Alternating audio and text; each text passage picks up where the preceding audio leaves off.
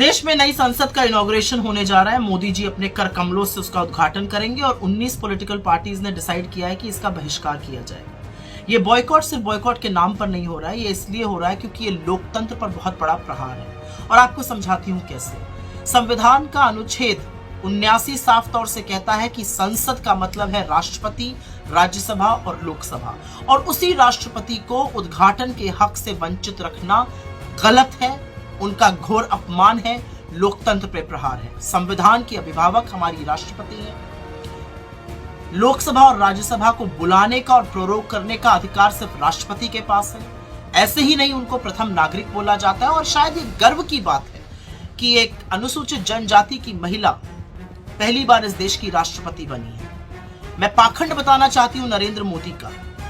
जब दलित राष्ट्रपति थे बहुत ढोंग रचा गया, बहुत ढोल पीटा गया इधर उधर, लेकिन नींव डालते वक्त रामनाथ कोविंद जी को नहीं बुलाया गया। द्रौपदी मुर्मू जी के नाम को भी बहुत भुनाया गया, लेकिन उद्घाटन के वक्त उनको ना बुलाना इस देश की राष्ट्रपति महामहिम का घोर अपमान है और इसका हर पॉलिटिकल पार्टी विरोध करती है। तो इतिहास तो रचा जाएगा, और इतिहास इसलिए रचा जाएगा क्योंकि जब देश की नई संसद का इनॉग्रेशन हो रहा था तो समूचा विपक्ष उसके विरोध में खड़ा था, क्योंकि वहां पर राष्ट्रपति का अपमान हो रहा था, लोकतंत्र की प्रणाली का अपमान हो रहा था। और बहुत झूठ परोसा जा रहा है। इंदिरा जी ने ये कर दिया, राजीव जी ने वो कर दिया। सबसे पहले तो संसद का इनॉग्रेशन और अनेक्स और लाइब्रेरी का दो अलग अलग बातें हैं। आपकी जानकारी के लिए बता दूं कि जिस अनेक्स की बात करी जा रही है उसका फाउंडेशन स्टोन वीवी गिरी राष्ट्रपति थे, उन्होंने ले किया था। इनॉग्रेशन इंदिरा जी ने किया। लाइब्रेरी का फाउंडेशन स्टोन राजीव जी ने ले किया था। Inauguration KR. नारायणन जी ने किया। जब एक्सटेंशन हुआ अनेक्स का तो उसका फाउंडेशन स्टोन राज्यसभा के वाइस चेयरमैन हामिद अंसारी जी ने किया, और सोमनाथ चैटर्जी जी जो लोकसभा के स्पीकर थे उसका इनॉग्रेशन नरेंद्र मोदी जी ने बतौर प्रधानमंत्री किया। नींव भी प्रधानमंत्री डालेंगे, उद्घाटन भी प्रधानमंत्री करेंगे, राष्ट्रपति को इससे दरकिनार करके। राजस्थान के विधान भवन का इनॉग्रेशन के.आर. नारायणन जी ने, गुजरात के फाउंडेशन स्टोन को ले किया था तत्कालीन राष्ट्रपति नीलमा संजीव रेड्डी ने, और इनॉग्रेशन किया था राज्यपाल मुखर्जी ने।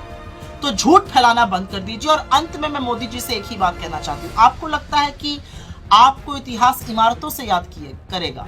इतिहास इरादों को याद करता है। इरादे पता है कैसे? 200 साल की ब्रिटिश हुकूमत के बाद IIT, AIIMS, ISRO, BARC, Indian research institute बनाने वाले इरादे, जय किसान जय जवान का नारा देने वाले इरादे, विश्व का भूगोल बदलकर पाकिस्तान के 2 टुकड़े करने वाले इरादे, 19वीं सदी की बात करते वक्त 21वीं सदी की नींव रखने वाले, सूचना की क्रांति लाने वाले इरादे, IT और टेलीकॉम रेवोल्यूशन की क्रांति लाने वाले इरादे, 1991 में विश्व के साथ भारत को जोड़कर हमारी इकोनॉमी को खोलकर रोजगार बनाने वाले इरादे, 2004 से 14 के बीच मनरेगा, खाद्य सुरक्षा अधिनियम, right to education, right to information, वो बुलंद इरादे। इससे इतिहास याद करता है। इमारतें तो सीमेंट और ईंट की होती हैं, और स्पेशली जब वो ईंटें अहंकार की हों तो इतिहास आपको महंगाई के लिए, बेरोजगारी के लिए, गरीबी के लिए, चीनी अतिक्रमण के लिए,